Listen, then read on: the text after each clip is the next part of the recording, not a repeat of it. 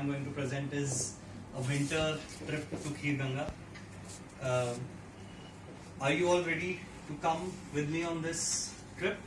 Yes. Yes. Okay, so let's start this together. So imagine yourself in a bus, a mini bus going in the mountains. There is a road, a narrow road up ahead. It's smooth, it's freshly laid tarmac, so it's adding to the contrast. The mountains are the color of brown and rugged. There is greenery, there is river, and there is a beautifully laid road which is fresh with tarmac. You're on the bus, you hear music playing, and sitting next to you are your friends. Some of them are chattering away, some of them are sleeping. They're tired, of course, with the long journey on the bus, and you realize, okay, now that you're sitting now, you see outside. You pop out your head from the window to feel fresh air. As soon as you pop out, you lay out a loud gasp. Ouch! Ouch! It's so cold. It's hitting your ears. It's stinging your ears. You get back inside. You put down the shutters on the window. It's evening, and you decide that it's time to lay back and relax. So, okay, next your journey is complete. The bus has reached your destination. It's night. It's a small town called Barshani.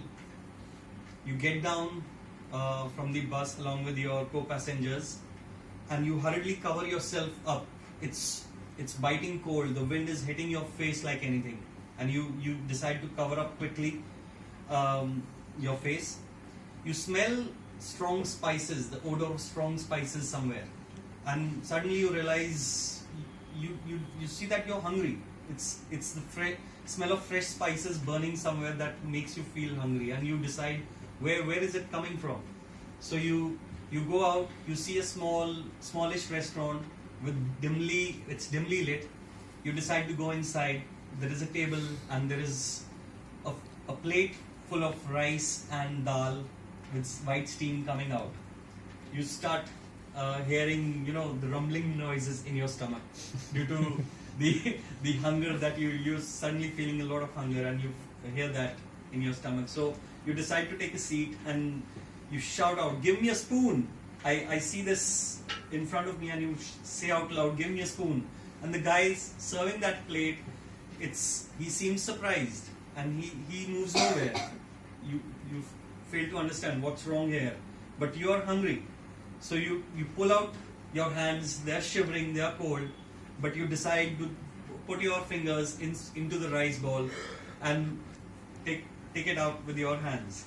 So that feeling, the hot rice dal mixed with the warmth of your hands inside your mouth, that's a heavenly feeling in the cold of the night. And with that, you're satisfied.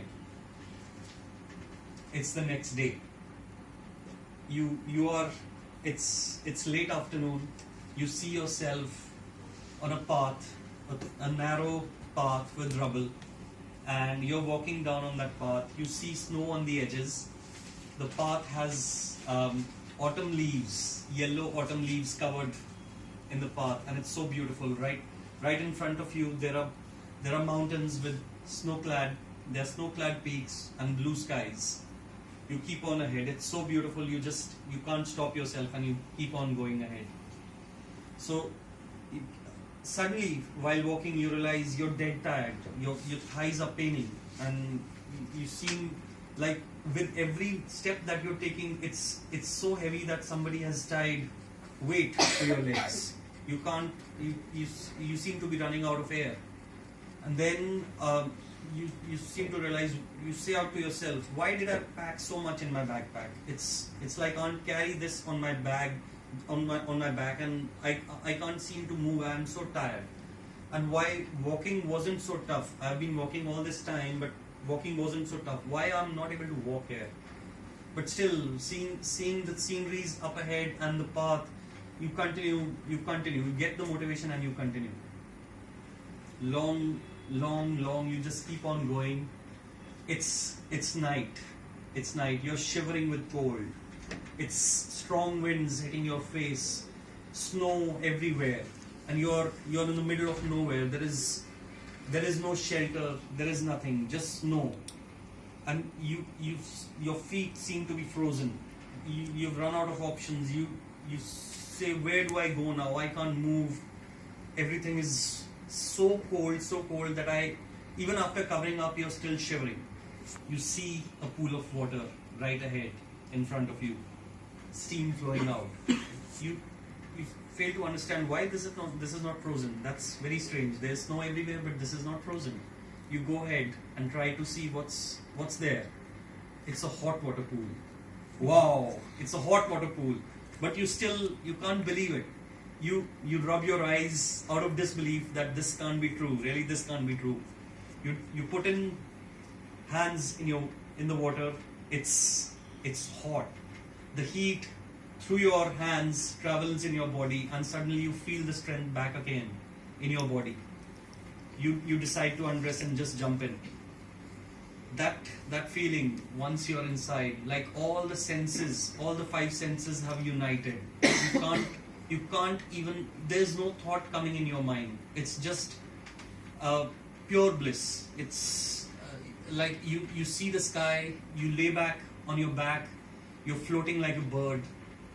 It's just pure pleasure and immense satisfaction. That feeling can't be described in words, my friend. It's heavenly. So, welcome to Kheerganga. That's the place that I have been to. Not in that cold, but I have been to this place when there was something, when I popped up my head and I couldn't figure out what to do. I just put it down. So, I hope with my experience, with this experience that I shared, you'll get the courage to explore new things in your life. Welcome back to the desert of the real. This is the real.